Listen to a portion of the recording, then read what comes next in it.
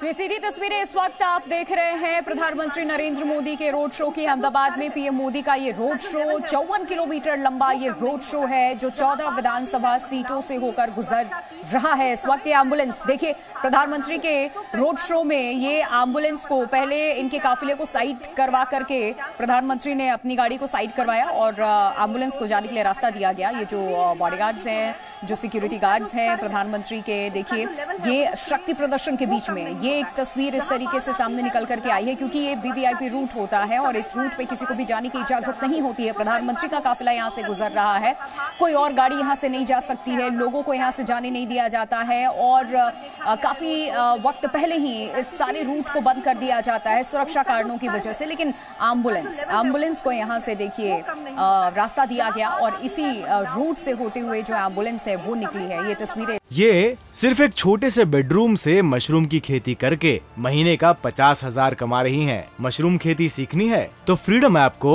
अभी डाउनलोड कीजिए। इस वक्त आप देख रहे हैं प्रधानमंत्री नरेंद्र मोदी के रोड शो की एक्सक्लूसिव ये तस्वीरें इस वक्त हम आपको दिखा रहे हैं। एक तरफ लोगों का हुजूम, वहीं दूसरी तरफ देखिए बीच रास्ते, क्योंकि ये 54 किलोमीटर का लंबा रोड शो है। रविंद्र कुमार हमारे साथ लगातार बने हुए हैं। रविंद्र, 54 किलोमीटर का लंबा रोड शो देखिए 14 विधानसभा सीटों से होकर के ये गुजर रही है। इस वक्त तस्वीरें हम देख रहे हैं, लेकिन इन सब के बीच में ये एम्बुलेंस भी बीच में आई और प्रधानमंत्री ने गाड़ी को साइड करवा करके इसको रास्ता दिया कि ये पहले यहाँ से निकल जाए। ये खूबसूरती है।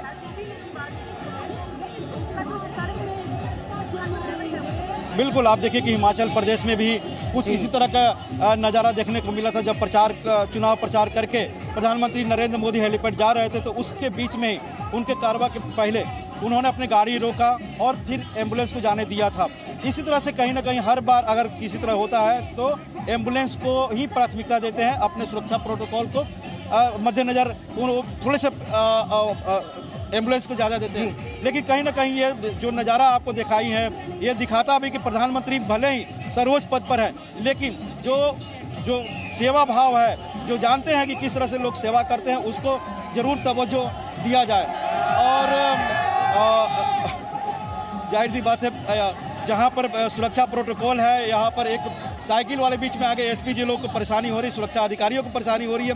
आप देखिए कि चंद मिनटों बाद ही यहाँ पर प्रधानमंत्री नरेंद्र मोदी का कारवा आएगा, काफिला आने वाला है और जहाँ पर वो दीनदयाल उपाध्याय के जो प्रतिमा है इस पर माल्यार्पण भी करेंगे। तो जितनी बड़ी संख्या में, लाखों की संख्या में लोग सड़क पर हैं और प्रधानमंत्री जैसा पद है जो माना जाता है कि काफ़ी सुरक्षा के मामले में काफ़ी संवेदनशील होता है, तो जाहिर सी बात है सुरक्षा अधिकारियों को, सुरक्षा कर्मचारियों को भी काफ़ी कड़ी मशक्कत करनी पड़ती है। बावजूद उसके प्रधानमंत्री नरेंद्र मोदी, आप देखिए कि जिस तरह से उनका काफिला बढ़ते जा रहा है, रोड शो आगे बढ़ते जा रहा है, लोगों का जुनून और हुजूम लगातार सड़क पर बना हुआ है और ये इसी तरह से आगे भी बढ़ता जाएगा जहां तक कि उनका रोड शो है दक्षिण गुजरात में जाकर, दक्षिण गांधीनगर में वो जाकर खत्म होगा, जहां से अल्पेश ठाकुर चुनाव लड़ रहे हैं। और बिल्कुल रविंद्र, अब देखिए दो तस्वीर इस वक्त हम दिखा रहे हैं, पीएम का रोड शो और एम्बुलेंस को फिर यहाँ से रास्ता दिया गया क्योंकि देखिए 54 किलोमीटर का ये रोड शो है और इन सब के बीच में एक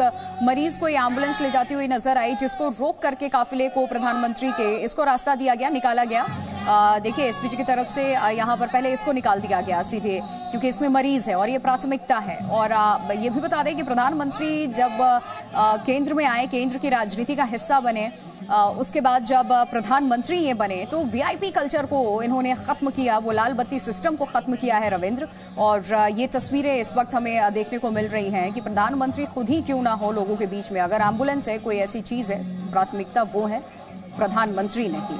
डीके दुबे भी हमारे साथ पॉलिटिकल एनालिस्ट बने हुए हैं। रविंद्र, आपका रुख करूंगी।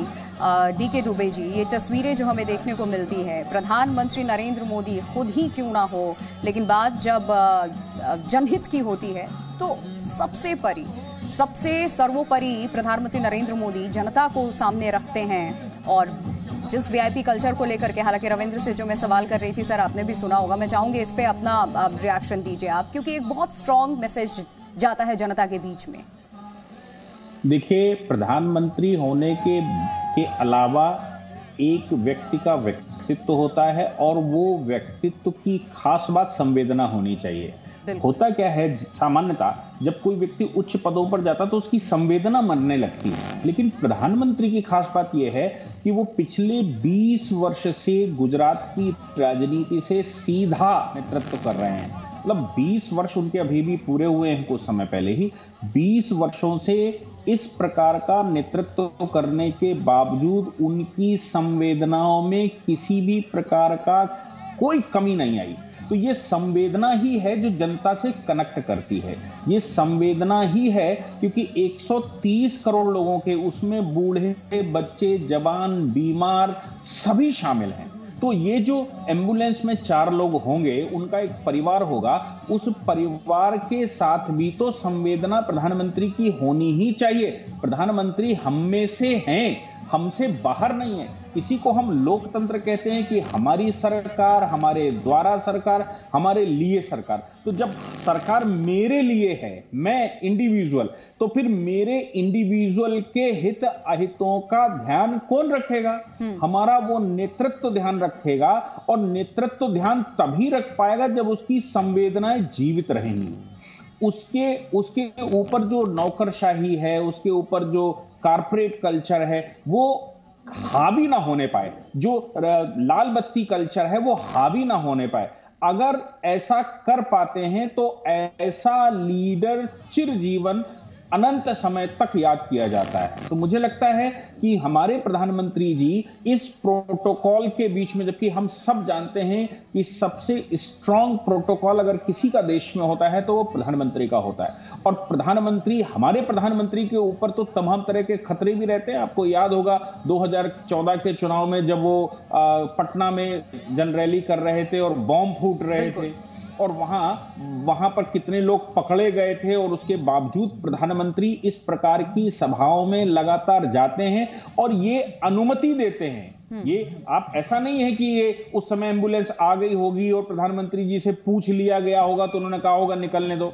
ये पहले से उनके स्वभाव को, उनका जो भी स्ट्रक्चर रहता है या जो उनकी सिक्योरिटी रहती, उस सिक्योरिटी को ये निश्चित रूप से मालूम होगा कि अगर प्रधानमंत्री को पता लगता है कि एम्बुलेंस रुक गई और एम्बुलेंस में बैठा किसी व्यक्ति को नुकसान हो सकता है, तो प्रधानमंत्री जी हमारी खैर नहीं छोड़ेंगे।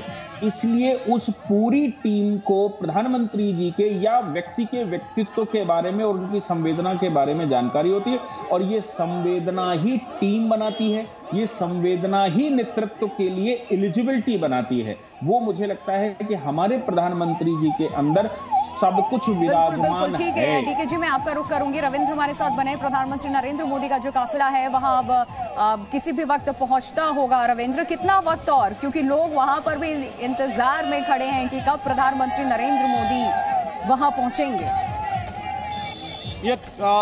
ये काफिला लगभग पहुंचने वाला है। जिस तरह से यहाँ पर सुरक्षा की पुख्ता व्यवस्था की गई है गुजरात पुलिस द्वारा या एसपी जो द्वारा, तो कहीं ना कहीं ये साफ दिख रहा है जो यहाँ पर हरकत है, जो कि थोड़ी देर बाद ही प्रधानमंत्री नरेंद्र मोदी का काफिला मणिनगर में दीनदयाल उपाध्याय के मूर्ति पर माल्यार्पण करने के लिए पहुँचने वाला है। लेकिन जो संवेदनाओं की बात कर रहे हैं, तो ये समझना चाहिए कि प्रधानमंत्री नरेंद्र मोदी ने अपने संबोधन में, उद्बोधन में यही कहा था कि वो प्रधानमंत्री भले ही पद पर है लेकिन वो प्रधान सेवक है। और उसके बाद जो आपने देखे, जो सबसे पहला फैसला जो सार्वजनिक तौर पर उन्होंने किया था या ऐलान किया था 15 अगस्त को लाल किले से, उन्होंने स्वच्छता अभियान को, जिसकी कल्पना भारत में नहीं की जा सकती थी उस समय, और आज भारत एक तरह से देखा जाए कि स्वच्छता के प्रति क्या बच्चे, क्या बूढ़े, क्या महिलाएं, क्या बुजुर्ग, क्या पढ़ा हुआ, क्या अनपढ़, सभी की संवेदनाएं बढ़ी है। इसी तरह से उज्ज्वला योजना, वो लगातार कहते रहे हैं कि महिलाओं जो अपने घर पर खाना बनाती थी तो धुएं से, और वो धुएं का निजात दिलाने के लिए उन्होंने उज्ज्वला योजना लाई। जो गरीब रेहड़ी पटरी वाला था, जिसका खाता नहीं खुल सकता था, उसके लिए जनधन योजना लाई। हर घर नल, आप सोचिए कि पानी के लिए, चाहे गुजरात हो, राजस्थान हो या झारखंड हो या दूसरे ऐसे कई राज्य हैं जहाँ पानी के लिए दर्जनों किलोमीटर दूर तक जाना पड़ता था महिलाओं को, तो हर घर जल योजना, तो ऐसे कई योजनाएं उन्होंने लागू की, चलाया, जो सफल होकर चल रहा है। और ये सब कुछ दिखाता है उनकी संवेदनाओं को, क्योंकि वो खुद कहा करते हैं कि मैं सब कुछ देखा हूँ, मैं महसूस करता हूँ और किया हूँ, गरीबी को झेला है, देखा है, तो गरीबों की क्या मानसिकता होती है, कैसे उसको निजात दिलाया जा सकता, ये संवेदना मुझे पता है। और इसलिए उस संवेदना को वो व्यक्त भी करते हैं, व्यवहार में मिलाते हैं। ये सिर्फ एक छोटे से बेडरूम से मशरूम की खेती करके महीने का 50,000 कमा रही हैं। मशरूम खेती सीखनी है तो फ्रीडम ऐप को अभी डाउनलोड कीजिए।